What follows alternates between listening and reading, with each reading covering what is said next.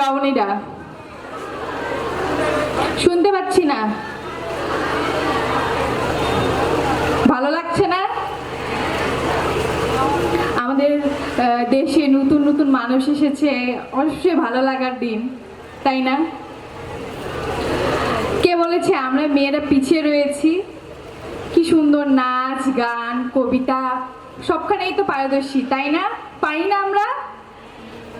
পড়াশোনার পাশাপাশি পারি তো নাচ গান কবিতা। তাহলে কে বলে মেয়েরা দুর্বল? মেয়েরা কি দুর্বল? মেয়েরা কখনোই দুর্বল নয়, মেয়েদেরকে দুর্বল বানানো হয়। আমরা খুব সহজে মেয়েদেরকে খুব সহজে ভেঙে ফেলা যায়, দুর্বল বানানো হয়, কিন্তু আমরা ভাঙবো না। আমরা কি করব? গড়বো। আমাদের সবচেয়ে বড় শক্তি কি জানো? শুরু করার ক্ষমতা। আমরা ভেঙে পড়ি কিন্তু আমরা গর্জেও উঠতে পারি, এটা আমাদের শক্তি রয়েছে। আজকে এখানে মেয়েদের দেখে খুব ভালো লাগছে। মেয়েদের নিয়ে কিন্তু খুব কম প্রোগ্রাম করা হয়, সবখানে বেশি ছেলেই থাকে। মেয়েদের যেতে দেওয়া হয় না, সেখানে ছেলে আছে, তুমি যাই কি করবে? তাই আমাদের বিমস মানে শান্তির প্রতিষ্ঠা। আমরা এই বিমসের মাধ্যমে শান্তি প্রতিষ্ঠা করতে চাই সবার ঘরে মনে। মেয়েদের নিয়ে খুব কম প্রোগ্রাম করায়, তাই আমরা সব সময় চাই মেয়েদের এগিয়ে নিয়ে যেতে, যেন তারা কোনো দিক থেকে পিছিয়ে না থাকে, ছেলেদের দিক থেকে যে কোনো পরিস্থিতি।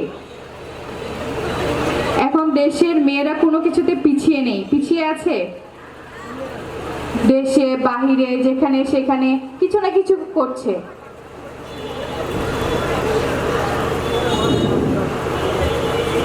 আমরা চাই একটি সুন্দর বাংলাদেশ, যেখানে কোনো বৈষম্য থাকবে না, সবাই ছেলে মেয়ে উভয় সমান সুযোগ দেওয়া হবে, অন্যায়ের বিরুদ্ধে রুখে দাঁড়াবে। যখন কোনো বিপদ আসে, কে আগে ঢাল হয়ে দাঁড়ায়? মেয়েরাই। মেয়েদেরকে ঢাল হিসেবে ব্যবহার করা হয়। আমরা কি ব্যবহৃত হব না? আমরা রুখে দাঁড়াবো। আমরা কেন ব্যবহার হব? আমরা নিজের পরিচয়ে বেড়ে উঠব। বাবা মা আমাদের বড় করে হচ্ছে, যখন একটি ছেলে জন্ম নেয় তখন বলে আমার ছেলে বড় হয়ে বড় অফিসার হবে, আমার দায়িত্ব নিবে, পরিবারের দায়িত্ব নিবে, ভালো ভালো চাকরি করবে। কিন্তু একটা মেয়ে জন্ম নিলে কি বলে? এই তাড়াতাড়ি বড় হইলে বিয়ে দিয়ে দিব, ভালো জামাই আসবে, ভালো জামাইয়ের হাতে তুলে দিব। কেউ বলে না আমরা ভালো মানুষ হব, শেখায় না আমাদের যে ভালো মানুষ হয়ে তৈরি করব।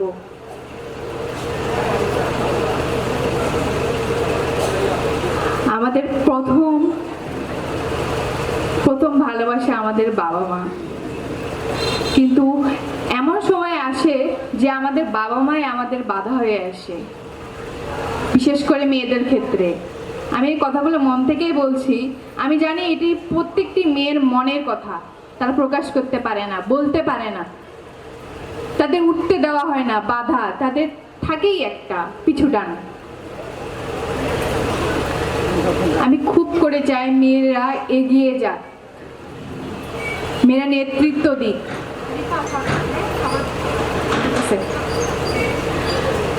মেয়েরা এগিয়ে যাক, মেয়েরাও ছেলেদের সাথে কাঁধে কাঁধ মিলিয়ে কাজ করুক। আমরা কি চাই না কাজ করতে? আমরা অবশ্যই থাকবো তো পাশে।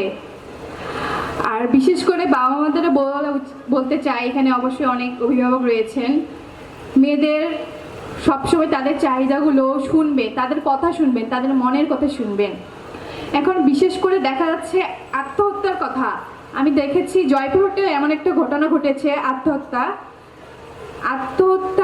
আমি যেহেতু ঠাকুরগাঁয়ের মেয়ে, আমাদের ঠাকুরগাঁয়ে আত্মহত্যা 200+ বাড়িয়ে গেছে। কেন এই আত্মহত্যা করতে হবে?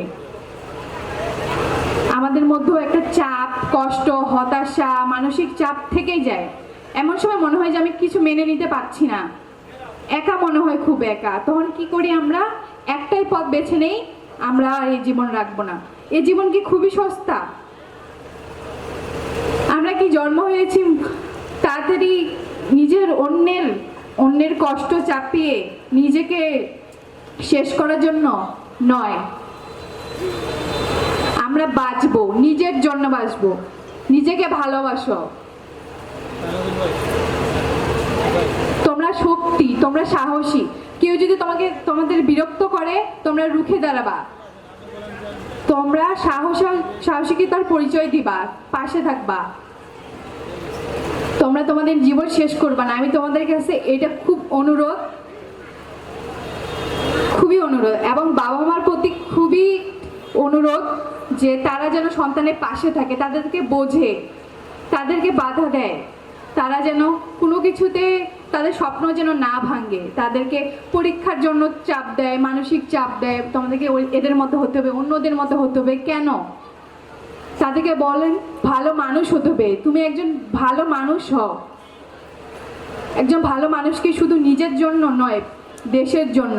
আমরা যদি নিজেরা মন থেকে পরিবর্তন হই, তাহলে কি আমরা পারবো না নতুন একটি দেশ গড়তে? ভালো দেশ গড়ার প্রথম লক্ষ্য আমাদের মন মানসিকতা, আমাদের ভালো একজন মানুষ।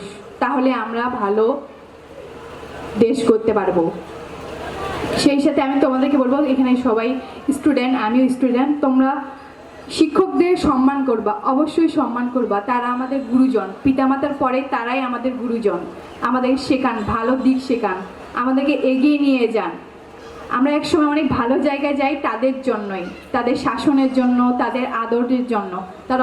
তোমরা অবশ্যই শিক্ষকদের সম্মান করবে। তোমরাই তরুণ প্রজন্ম, বাংলাদেশকে এগিয়ে নিয়ে যাবে। আমি তোমাদেরকে একটাই রিকোয়েস্ট, তোমরা কখনো হাল ছাড়বে না। তোমরা সবসময় ভালো কিছু চেষ্টা করবে, সবসময় লক্ষ্য ঠিক রাখবে। অনেক কিছু বলতে মন চাচ্ছে, কিন্তু সময় খুবই কম। এই জন্য আমি আমার বক্তব্য এখানে শেষ করছি। তোমরা ভালো থাকো, সুস্থ থাকো। ধন্যবাদ।